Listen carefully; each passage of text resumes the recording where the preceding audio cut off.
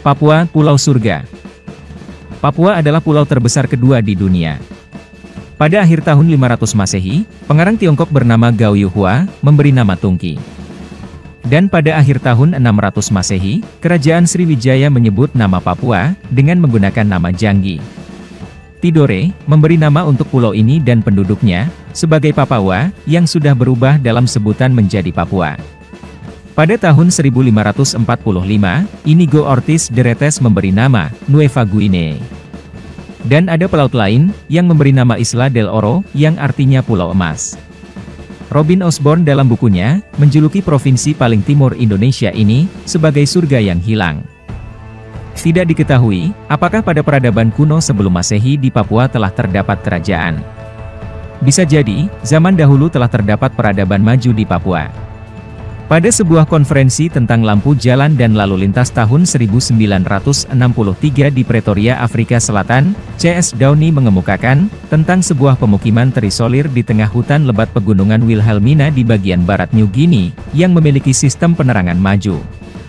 Para pedagang yang dengan susah payah berhasil menembus masuk ke pemukiman ini, dan menceritakan kengeriannya pada cahaya penerangan yang sangat terang benderang dari beberapa bulan yang ada di atas tiang-tiang di sana. Bola-bola lampu tersebut tampak secara aneh bersinar setelah matahari mulai terbenam, dan terus menyala sepanjang malam setiap hari. Kita tidak tahu akan kebenaran kisah ini, tapi jika benar, itu merupakan hal yang luar biasa dan harus terus diselidiki. Papua telah dikenal akan kekayaan alamnya sejak dulu.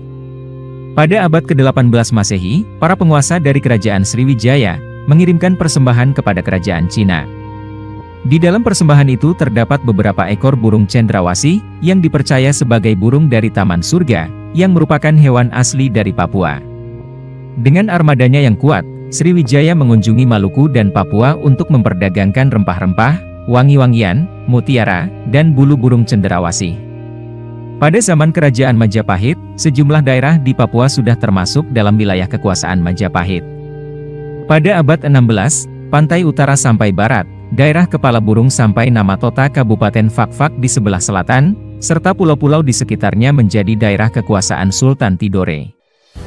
Pada awal abad 20, perburuan cendrawasih masih marak terjadi. Burung-burung yang diburu, dibawa hingga ke Eropa hingga kakinya patah. Tujuannya, bulu cendrawasih yang halus dan berwarna tersebut, akan dijadikan hiasan mahkota dan topi para bangsawan. Atas dasar kepercayaan tersebut, burung cendrawasih akhirnya dijuluki Bird of Paradise. Alfred Wallace, seorang peneliti biologi dari Inggris, juga memberi nama Latin burung ini, yakni Paradisea apoda, yang berarti burung surga tanpa kaki. Eksistensi cendrawasih sebenarnya telah diketahui raja-raja di Eropa sejak 1522. Cendrawasih pada masa itu sempat dijadikan hadiah dari Raja Maluku untuk Raja Spanyol. Papua terkenal dengan produksi emasnya yang terbesar di dunia, dan berbagai tambang serta kekayaan alam yang begitu berlimpah, serta merupakan surga keanekaragaman hayati yang tersisa di bumi saat ini. Pada tahun 2006, diberitakan suatu tim survei yang terdiri dari penjelajah Amerika, Indonesia, dan Australia, mengadakan peninjauan di sebagian daerah pegunungan Foja Provinsi Papua, Indonesia. Di sana mereka menemukan suatu tempat ajaib, yang mereka namakan dunia yang hilang, dan Taman Firdaus di bumi, dengan menyaksikan puluhan jenis burung, kupu-kupu, katak, dan tumbuhan yang belum pernah tercatat dalam sejarah. Jika dikelola dengan baik, orang Papua pun bisa lebih makmur dengan kekayaan alam yang melimpah tersebut.